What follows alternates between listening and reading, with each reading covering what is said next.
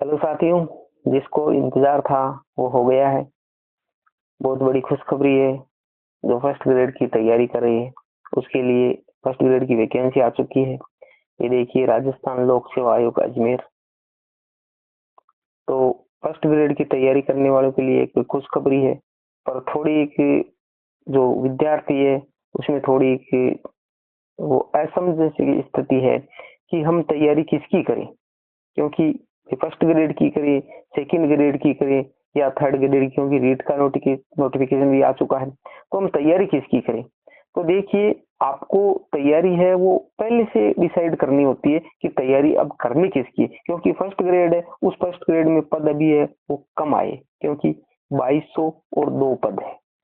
आगे प्लस लगा हुआ है, क्योंकि नोटिफिकेशन में ये बात कही गई है कि पदों के अंदर देखो यहाँ पर लिखा हुआ है कमी या वृद्धि, यानी पदों के अंदर वृद्धि की जा सकती है, कमी की जा सकती है। तो कमी का कोई सवाल पैदा नहीं होता है, क्योंकि पहले से ही पद तो कम है, तो पद है वो बढ़ेंगे। अब पद बढ़ेंगे या नहीं बढ़ेंगे उससे हमारे को कोई मतलब नहीं है। ठीक है भाई, पद चाहे कितने भी हो, हमारे को सिर्फ क्या है, एक पद लेना होता है। तो हमारे को तैयारी अच्छे से करनी होती है। तो इसमें हम विस्तार से चर्चा करेंगे। पूरी वीडियो आप वॉच करिए। ठीक है, अब ये जो नोटिफिकेशन है इसके अंदर आपको थोड़ा साफ नहीं दिखाई दे रहा है। यहाँ पर जैसे हिंदी है तो हिंदी में 350 पद आए हैं, बहुत शानदार पद है। इंग्लिश है उसमें 325 पद है। इस नोटिफिकेशन में आप है वो अच्छे से पढ़ लेना। मेरा जो टेलीग्राम चैनल है उस टेलीग्राम पे मैं ये जो पीडीएफ है ये अपलोड कर दूंगा, वहां से आप अच्छे से इसको देखकर पढ़ लेना। और आगे चर्चा करते हैं इस पे। देखिए, ये रही पदों वाली बात। पदों में देखो, ये है लेक्चरर भर्ती विषय और पद, यानी हिंदी जो सब्जेक्ट है उसके अंदर हमारे 350 पद है। इंग्लिश में 325 है, संस्कृत में 64 है, राजस्थानी में 7 पद है, पंजाबी में 11 है, उर्दू में 26 पद है, हिस्ट्री में 90।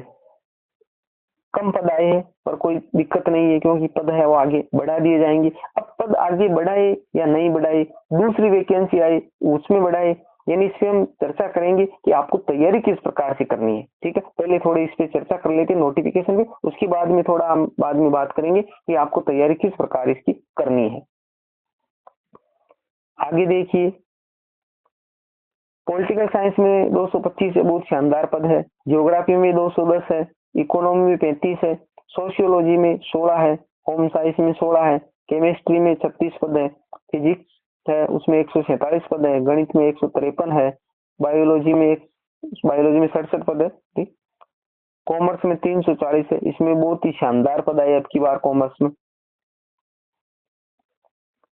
ड्राइंग में 35 है, म्यूजिक में 6 पद है, क्योंकि इनमें इतने आते हैं। और ये जो फिजिकल एजुकेशन में 37 है, और रेसलिंग, खो खो, हॉकी और फुटबॉल इनमें तो एक एक है, और इसके अंदर फुटबॉल में 3, यानी इसमें एक दो पद ही आते हैं। तो पद है वो हमारे को ध्यान नहीं देने, पद कितने आए कितने नहीं आए, हमारे को तैयारी पे विशेष फोकस रखना है कि हमारे को तैयारी है वो अच्छे से करनी है। अब जो आपके जो कंफ्यूजन की स्थिति है कि भाई जो 3 वैकेंसी है, क्योंकि टीचर लाइन में जो भी है उनके सामने ये द्वंद की स्थिति आ जाती है कि भाई थर्ड ग्रेड करें, सेकंड ग्रेड करें या फर्स्ट ग्रेड करें। अब एक बार थोड़ा इस नोटिफिकेशन के बारे में देख लेते हैं कि कब इसके फार्म भरे जाएंगे, परीक्षा कब करवाएंगे। स्कूल प्राध्यापक भर्ती 24 विषय की ये वैकेंसी है, 24 विषय के पद आए और पद है 2200, 2 पद है। हिंदी की हम, क्योंकि हमारा जो चैनल है वो हिंदी को समर्पित है, हिंदी से संबंधित है, वो सारी चीजें इस पर आपको मिल जाएगी। तो हिंदी के बारे में हम विशेष प्रकार से इसकी चर्चा करेंगे। तो हिंदी में है वो हमारे 350 पद है, और इसमें बढ़ने की संभावना है, यानी वृद्धि हो सकती है। ठीक है, तो हमारे को अभी वर्तमान में 350 पदों को मद्देनजर रखते हुए तैयारी करनी है अच्छे से।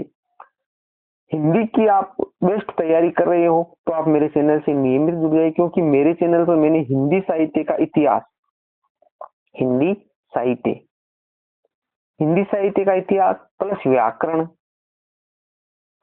और काव्य शास्त्र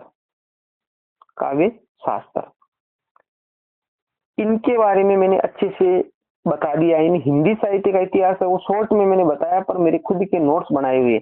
उन नोट्सों का पूरी वीडियो है वो मेरे हाथ से लिखी हुई है, और वहां पर उपलब्ध है, वो वीडियो आप जाकर देखिए, आपकी हिंदी है बहुत ही अच्छी शानदार हो जाएगी। पिछली बार मेरे 83% नंबर थे हिंदी के अंदर, परंतु जो जीके वाला पार्ट था उस जीके के अंदर क्वालिफाई नहीं होने के कारण, वो भी ज्यादा नहीं था, सिर्फ एक ही क्वेश्चन की कमी थी और वो क्वालिफाई नहीं होने के कारण वो फर्स्ट ग्रेड से में रह गया। तो आप वो बहुत ही शानदार नोट्स है, आप अच्छे से उसको तैयारी की।